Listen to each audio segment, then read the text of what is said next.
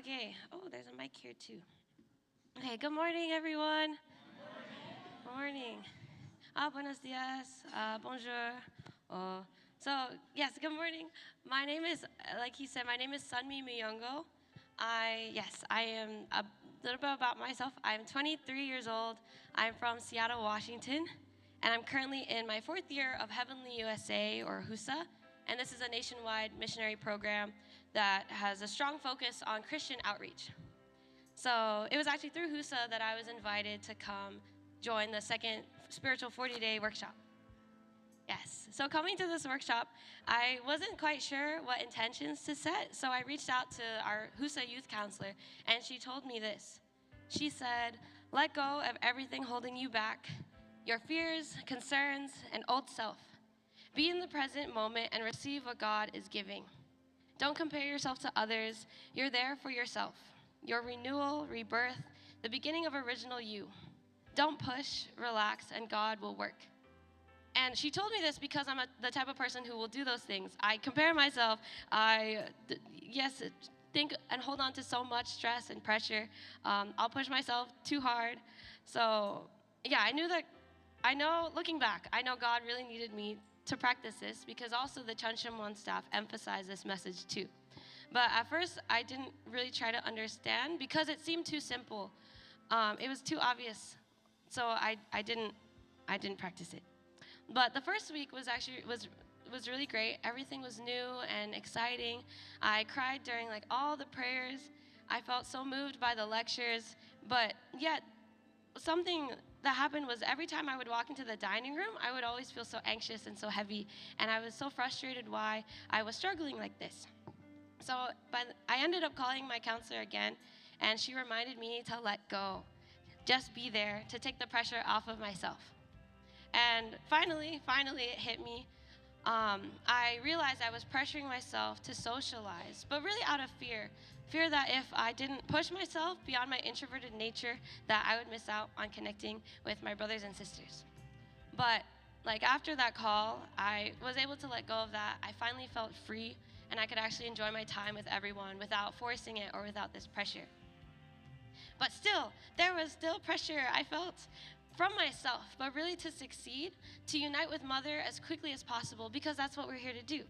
But my heart wasn't quite right because I was so terrified of leaving this workshop without gaining anything and without something to show for it, and that fear really paralyzed me.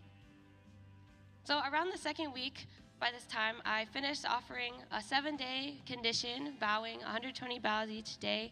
And I also started practicing letting go and everything in the prayers, the lectures, Chanyang Yoksa sessions. And I would ask the staff for guidance and open my heart more and try to connect and be more honest with Heavenly Parent. So finally, on the 27th day, there's something that clicked for me. My walls came down. It was during a Heart Revolution lecture by Magiani. She gave it inside the Chuncheon one, where basically the whole 2 to 3 hours I was just crying. I was repenting for my doubts and my second guessing, and for how long it took for me to reach this point of actually letting go. But in that same moment, I also felt so deeply loved by Heavenly Parent. But still, there was this guilt that I couldn't shake off. I was asking, why did it take me so long to get this? If the answer was going to be this simple, and it was, God told me already in the beginning, why did I struggle so much? And in that moment, God told me multiple things. So one thing is God, He comforted me with something that Maggie Annie had said, which was along the lines of, we don't have the time, but if you're trying to become one in heart with Mother, it needs to be true. The time that it takes to make this genuine connection and relationship is worth it. And He also told me when I asked why was I struggling so much, He said, I need you to change, and it needs to be a permanent change. Because I know myself and God knows me. I get caught in my own thoughts and my negativity so easily. And I know I can't just rely on a good environment or past spiritual highs and experiences. Heavenly Parent and true parents need my faith to be real, and I need a living relationship with them. Because when I do greater things, when I go back home, when I go back to my mission, will I overcome or will I crumble like I can so easily do?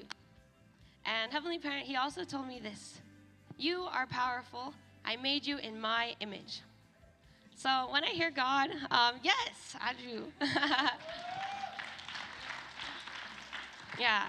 So when I hear God, it's not a booming voice, even though that would be nice, and maybe at some point I'll experience that. But I hear my own voice, but truer. It's a voice that calls me home, a voice that reminds me I am seen and I am loved, and that I have always had the power to change myself, to recreate myself in His image. Adieu. But again, I tend to forget these simple truths. Like, I want to grow up so fast. I want to be so independent so quickly. But I lose God way too easily when I try to go on my own so fast. Yeah. Like, even Mother, she tells us to be like sunflowers, to constantly be seeking heavenly parent and true parents. Like sunflowers finding the sun even though you can't see it or even though it's cloudy.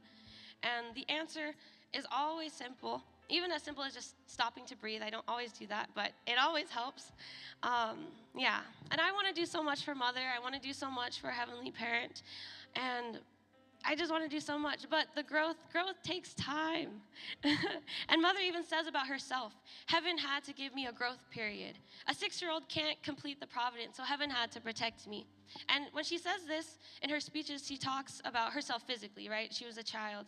And so heaven brought her to South Korea and helped protect her. But I know this also means spiritually, too, internally. God gives us time to grow, to deepen our relationship with Him, to deepen our roots, and to really own our identity as His children.